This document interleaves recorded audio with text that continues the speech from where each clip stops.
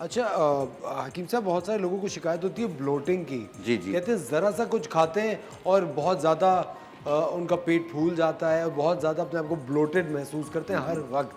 अफारा हो जाता है पेट, अपारा, अफारा हो बिल्कुल। जाता है। इसकी वजह से घबराहट, बेचैनी भी महसूस होती है और मैदे में जलन, गैसेस बहुत ज़्यादा फ़ील होती हैं। और सांस भी लेने में ज़ाहिर बात है, जब दुश्वारी होती गैसेस बनेंगी तो आपको सांस में, अच्छा बाज़ लोगों को मैदे की वजह से भी खांसी होती है, ठीक है? तो अपने आप को ये अफारा और ब्लोटिंग को दूर करने के लिए आपने लेना है सिर्फ 3 चीज़ें, 3-4 चीज़ें। सौंफ 50 ग्राम, पुदीना देसी 50 ग्राम, सूखे लीमू 50 ग्राम, अनारदाना 50 ग्राम। इनको मिला के बारीक पाउडर बना लें। 1 चाय वाली चम्मच सुबह नाश्ते के बाद, 1 चाय वाली चम्मच रात खाने के बाद पानी के साथ लें।